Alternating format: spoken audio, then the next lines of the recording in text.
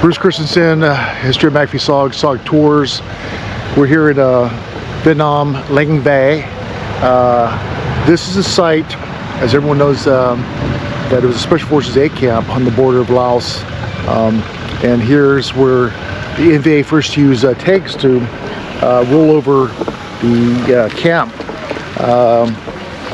So they attacked the camp with tanks, and it was pretty brutal, and they lost a lot of yards and a lot of Americans, and they kind of were warned the tanks might be in the area, but a lot of people discounted the tanks, and until it happened,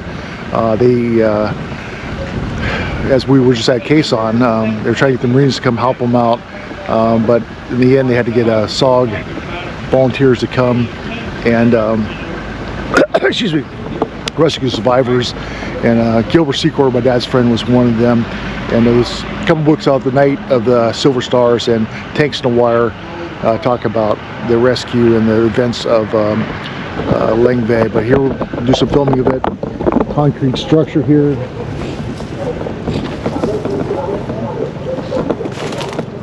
This operational analysis illustrates how a lack of preparedness for an enemy armor attack led to the loss of the Lang Vay SF camp on February 7, 1968. It addresses the first NVA tank employment in South Vietnam, and commemorates veterans of the Vietnam War. Early in that war, SF camps were established near highway border crossings into Laos and Cambodia. The principal NVA supply and infiltration route, the North-South Ho Chi Minh Trail, was just inside country frontiers. The eastern geographical border of northern Laos, the Thai Deep Se Pon River, was less than 2 miles from Lang Vay along Highway 9. The primary SF border camp mission was surveillance. Area pacification was secondary. The camps were to become a nuisance to North Vietnamese personnel and supply infiltrations. American SF Operational Detachments Alpha ODAs advised the South Vietnamese SF teams, supervising local Civilian Irregular Defense Group (CIDG) soldiers. These volunteers were to defend their camp and actively patrol out to 3 kilometers to disrupt enemy activity. 5 camps were named after the nearest village where CIDG families lived. 7 miles east of Lang Vay was the Bru Montagnard village at Khe San and nearby 26th Marine Regiment Combat Base. The Marines were 10 miles below the Demilitarized Zone (DMZ) to reduce North Vietnamese access. In the spring of 1967, Marine infantry companies fought hard to displace the NVA dug in on mountains overlooking their base. At the same time, Communist South Vietnamese insurgents Viet Cong VC collapsed 8 of the 9 vehicle bridges on Highway 9. The attempt to move a 175mm artillery battery to Khe San to counter the NVA 152mm artillery in Laos failed when its convoy was ambushed just 6 miles outside of Da Nang. The NVA fired 120mm B-40 rockets from the mountains, and one hit their ammo dump, destroying 90% of the stores. Daily resupply planes landed and took off under enemy artillery fire. To further complicate the situation, VC destroyed the original Lang Vay SF camp. 9 after dark on May 3, 1967, VC sympathizers in the camp helped an attack force to get inside the wire. The 2 American SF officers singled out were killed outright. Most of the SF sergeants were wounded, rendering Detachment A101, Det A101, combat ineffective. The 5th SF Group, SFG, quickly reconstituted Det A101 and had helicoptered it back to Lang Vay before Captain CPT Frank C. Willoughby arrived in June. He was directed to rebuild and improve the old camp or find a better location for a new fighting camp. The infantry officer saw that the old site was not defensible. A dog bone-shaped hillock overlooking Route 9 between Lang Vay village and the Laotian border was chosen. It could hold 4 CIDG companies instead of 2, and its elevation and lack of vegetation supported interlocking final protective fires.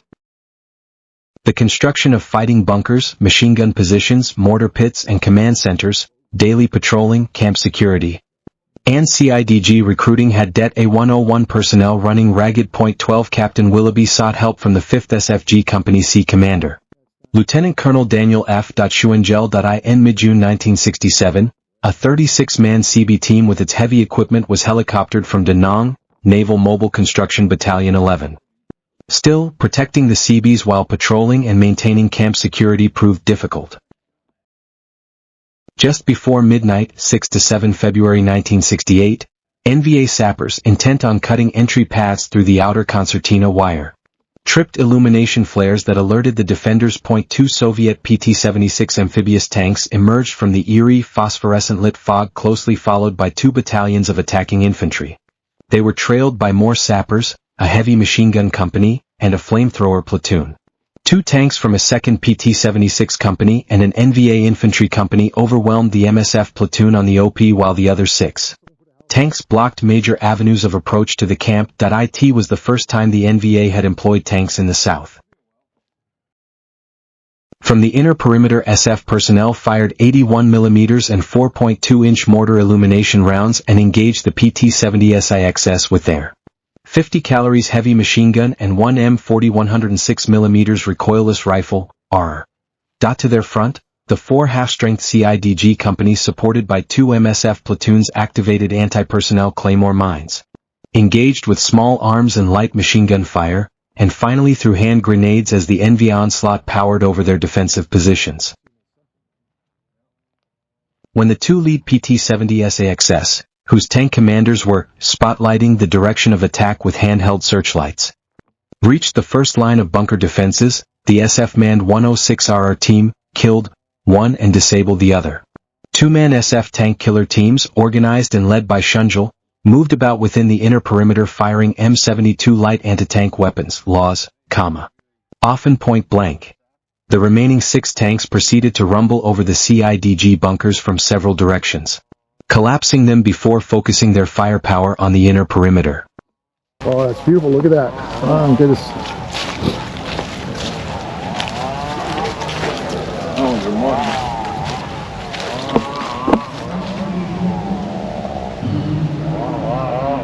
Sounds like we're missing a party down there, by the way.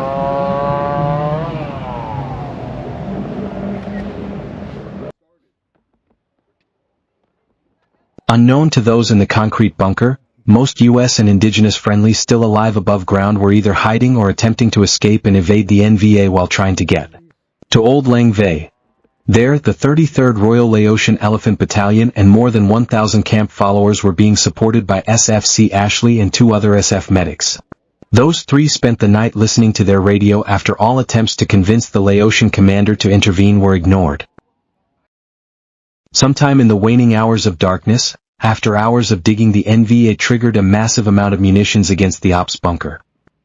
The explosion blew a 4 feet by 8 feet hole by the main entrance.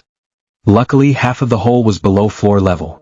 Occupants were blown against walls and temporarily knocked unconscious, when an English-speaking NVA soldier solicited their surrender with a loudspeaker, promising leniency. He was driven off by a heavy burst of gunfire from a loudly cursing American. However, when more tear gas grenades were dropped down the air vents, it was enough. The Vietnamese SF captain and 3 compatriots decided to surrender. The steel door was slammed shut and locked after the last Vietnamese exited. Some rifle fire was heard, but what happened is a mystery. But attempts to break in diminished. The Military Assistance Command, Vietnam MACV, knew their vulnerability and accepted the risk. Because rescue was problematic, the camps were necessary but expendable. All 27 Americans at the 2 Lang Vey SF camps were wounded, missing or killed, presumed dead, 6, or status unknown, later 4 prisoners of war, POWs. So Bob, if you watch this video, here's the windmills you're talking about. Your friend that's the mayor was part of putting these up. And he's part of the mayor of the section in Quezon. And he's really proud of the windmills and the power grid they put up.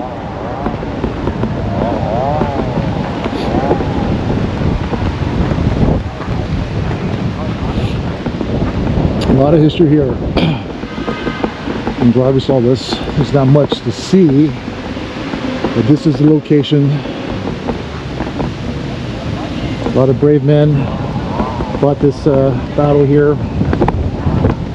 Special Forces, A-teams, Montagnards, up against tanks with just law rockets, some recoilless rifles,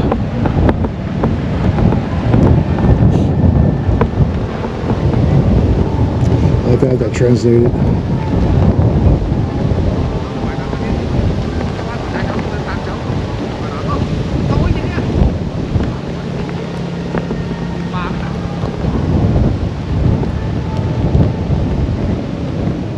Christensen here with the history of MACVSOG, SOG Tours. I'm sitting right down the street from my hotel on the corner at this new IPA brewery. Well, it's a brewery, several different beers. They brew it right here in Venmo. I think the guy has about 7 locations now, 7 or 8 locations throughout Venmo. But anyways, I want to talk to you a little bit about SOG Tours. SOG Tours is another aspect of the history of MACVSOG. And what I do with SOG Tours is I bring people that are either SOG members, SOG family members, SOG enthusiasts, just anyone who enjoys the history of MACVSOG in Vietnam. So the tours are based around the history of MACVSOG, locations, however, there's so much more. There's see the different sites, even the local foods, get into the environment, the culture, the beauty of Vietnam, so much more than just SOG related. Yes, we do go see SOG related places, SOG headquarters, safe houses, FOBs. We went up to Quezon. We couldn't see the FOB3 there because it's not what it used to be, but we were at Quezon, the location of FOB3.